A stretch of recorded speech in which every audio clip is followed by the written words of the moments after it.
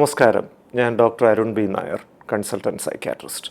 നമ്മൾ കഴിഞ്ഞ എപ്പിസോഡിൽ ആത്മാനുരാഗ വ്യക്തിത്വ വൈകല്യം അഥവാ നാർസിസിസ്റ്റിക് പേഴ്സണാലിറ്റി ഡിസോർഡർ ഉള്ളവരെക്കുറിച്ച് ഇപ്പം ഒന്ന് പരാമർശിക്കുകയുണ്ടായി. ഒരുപാട് ആളുകൾ മെസ്സേജ് അയച്ചൊക്കെ ചോദിക്കുന്നുണ്ട്, എന്താണ് ഈ നാർസിസിസ്റ്റിക് പേഴ്സണാലിറ്റി ഡിസോർഡർ? ഇങ്ങനെയുള്ളവരെ എങ്ങനെ തിരിച്ചറിയാൻ പറ്റും?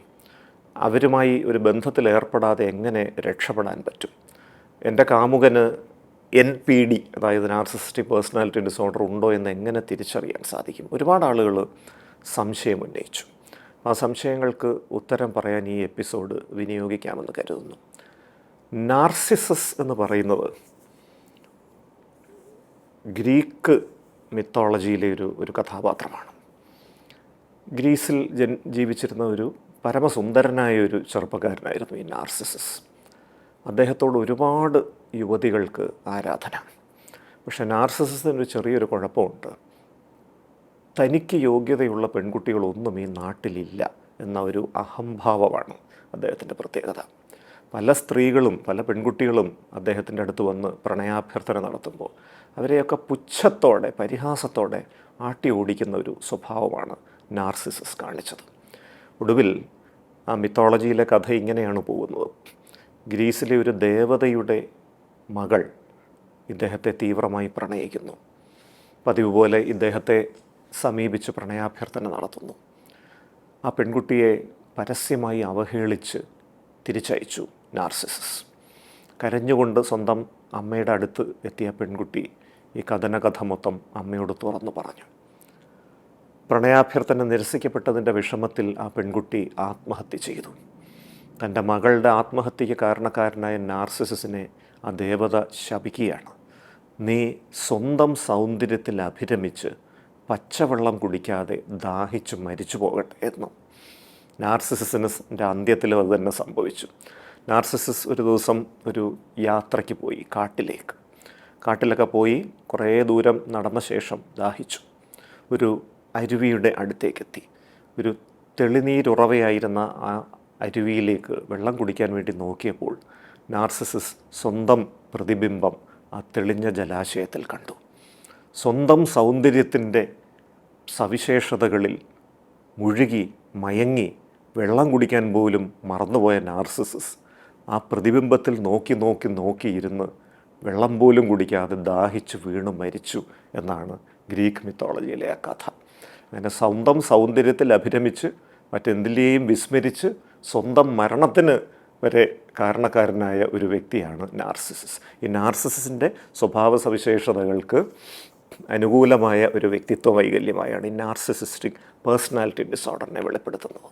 ഇപ്പോൾ NPD ഉള്ള ആളുകളുടെ പ്രത്യേകത, അവർക്ക് അവരോട് മാത്രമേ സ്നേഹമുള്ളൂ.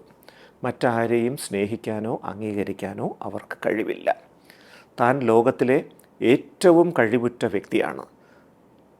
ഈ ഭൂമിക്ക് താനൊരു വാഗ്ദാനമാണ്, മനുഷ്യകുലത്തിന് താനൊരു വലിയ അനുഗ്രഹമാണ് എന്ന ചിന്ത അവരുടെ ഉള്ളിൽ അടിയുറച്ചു നിൽക്കുന്നു. രണ്ട് തരം NPDകളുണ്ട്. ഒന്ന് സെറിബ്രൽ നാർസിസിസ്റ്റ് എന്ന് പറയും. തൻ്റെ മസ്തിഷ്കജന്യമായ കഴിവുകളിൽ അഭിരമിക്കുന്ന, താൻ വലിയ ബുദ്ധിമാനാണ്, തനിക്ക് വലിയ സ്വാധീനശേഷിയുണ്ട്, എന്തു പ്രശ്നവും പരിഹരിക്കാനുള്ളൊരു കഴിവുണ്ട്, ആരെയും സ്വാധീനിക്കാനുള്ള കഴിവുണ്ട്, നല്ല വാക്ചാതുര്യമുണ്ട്, വലിയ വായന സ്വഭാവമുണ്ട്. ഇത്തരത്തിൽ ബൗദ്ധികമായ കഴിവുകൾ കൊണ്ട് താൻ അനുഗ്രഹീതനാണ് എന്ന് കരുതുന്ന ഒരു വിഭാഗം. ഇതാണ് സെറിബ്രൽ നാർസിസിസ്റ്റ്. രണ്ടാമത്തേത് സൊമാറ്റിക് നാർസിസിസ്റ്റ് എന്ന് പറയും. തൻ്റെ ശാരീരിക സൗന്ദര്യത്തെക്കുറിച്ച് അങ്ങേയറ്റം അഭിമാനം പുലർത്തുന്ന വ്യക്തി. തൻ്റെ മുഖസൗന്ദര്യം, തൻ്റെ ശാരീരിക സൗന്ദര്യം, തൻ്റെ കായികക്ഷമത, തൻ്റെ ലൈംഗിക ശേഷി, ഇതൊക്കെ മറ്റാർക്കുമില്ലാത്ത വിധം വലുതാണ്. അതുകൊണ്ട് തന്നെ താനുമായി ഇടപെടുന്ന പെൺകുട്ടികൾക്ക് താനൊരു അനുഗ്രഹമാണ് എന്ന് കരുതുന്ന ഒരു മനസ്ഥിതിയാണിത്. ഇവരെ സംബന്ധിച്ചിടത്തോളം ഇവരുടെ വലയിലേക്ക് മറ്റുള്ളവരെ വീഴ്ത്താൻ വേണ്ടി എന്തും ചെയ്യും. അത്യാകർഷകമായി സംസാരിക്കും, തമാശകൾ പറയും.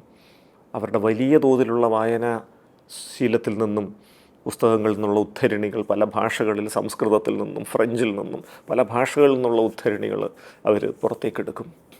എന്ത് പ്രശ്നത്തിനും പരിഹാരം നിസ്സാരമായി കണ്ടെത്തുന്നൊരു വ്യക്തിയാണെന്നൊരു പ്രതീതി ജനിപ്പിക്കും. എന്ത് പ്രശ്നങ്ങളുള്ള വ്യക്തികൾക്കും നല്ലൊരു ശ്രോതാവായിരുന്ന കാര്യങ്ങളൊക്കെ കേട്ട് പ്രശ്നപരിഹാരങ്ങളൊക്കെ നിർദ്ദേശിക്കും. ഇങ്ങനെ ശരിക്കും പറഞ്ഞാൽ പെൺകുട്ടികളുടെ മനസ്സിൽ ഇദ്ദേഹം തൻ്റെ ഒരു ജീവിത പങ്കാളി ആയിരുന്നുവെങ്കിൽ എന്നൊരു ആശ ജനിപ്പിക്കും. പക്ഷേ ഒരു വിവാഹ ജീവിതത്തിലേക്ക് കടന്നു കഴിയുമ്പോഴാണ് നാർസിസിസ്റ്റിൻ്റെ തനി സ്വഭാവം പുറത്തു വരുന്നത്. അങ്ങേയറ്റം അപകർഷതാബോധം മനസ്സിൽ സൂക്ഷിക്കുന്ന ഒരു വികല ജന്മമാണ് ഈ നാർസിസിസ്റ്റ് എന്ന് ജീവിത പങ്കാളി മനസ്സിലാക്കും. കാരണം നാർസിസിസ്റ്റിൻ്റെ ചെമ്പ് തെളിയണമെങ്കിൽ ഒരൊറ്റ കാര്യം ചെയ്താൽ മതി. അദ്ദേഹത്തിൻ്റെ ഏതെങ്കിലും ഒരു സഹപ്രവർത്തകൻ്റെയോ സുഹൃത്തിൻ്റെയോ നല്ല ഗുണങ്ങൾ ഒന്ന് സംസാരിക്കുക. അദ്ദേഹത്തിൻ്റെ ഏതെങ്കിലും സഹപ്രവർത്തകൻ കൈവരിച്ച ഒരു നേട്ടത്തെക്കുറിച്ച് ഒരു 10 മിനിറ്റ് സംസാരിക്കുക. അദ്ദേഹം അസഹിഷ്ണുവാകുന്നത് മുഖഭാവത്തിൽ നിന്ന് തന്നെ നിങ്ങൾക്ക് വ്യക്തമാവും. എല്ലാം കേട്ടതിന് ശേഷം പറയും, നിങ്ങൾ പറഞ്ഞതൊക്കെ ശരിയാണ്, അവൻ ഈ നേട്ടമൊക്കെ കൈവരിച്ചു, പക്ഷേ അവൻ്റെ സ്വഭാവം അത്ര ശരിയല്ല എന്ന് പറഞ്ഞ് ആ വ്യക്തിയെക്കുറിച്ച് 2 ഗോസിപ്പ് നിങ്ങൾക്ക് പറഞ്ഞു തരും. അയാളൊരു സ്ത്രീലമ്പടനാണ്, അയാൾ മയക്കുമരുന്ന് കച്ചവടക്കാരനാണ്, അയാളൊരു ആഭാസനാണ് എന്നൊക്കെ പറഞ്ഞ് അയാളെ നിങ്ങളുടെ മുൻപിൽ താറടിക്കാൻ ശ്രമിക്കും. അപ്പോൾ ഈ നാർസിസിസ്റ്റുകൾക്ക് വേണ്ടത് തങ്ങളുടെ അവദാനങ്ങൾ പാടുന്ന, തങ്ങൾ ചെയ്യുന്ന കാര്യങ്ങളെ കൈയടിച്ച് അഭിനന്ദിക്കുന്ന ഒരു ആരാധക വൃന്ദത്തെ മാത്രമാണ്. സ്വന്തം ഭാര്യയും മക്കളും പോലും ആ ആരാധക വൃന്ദമായി മാറണം എന്ന് അദ്ദേഹം ശഠിക്കും. സ്വന്തം മക്കൾക്ക് എന്തെങ്കിലും ഒരു പ്രതിസന്ധി വന്ന് അവർ വന്ന് പറഞ്ഞാൽ പോലും ഒരു കാരണവശാലും അത് കേൾക്കാൻ തയ്യാറാകാതെ ഞാൻ പണ്ട് കൈവരിച്ച നേട്ടങ്ങൾ എന്നൊക്കെ പറഞ്ഞുകൊണ്ട് അതിനെ തൃണവൽഗണിക്കാൻ ശ്രമിക്കും.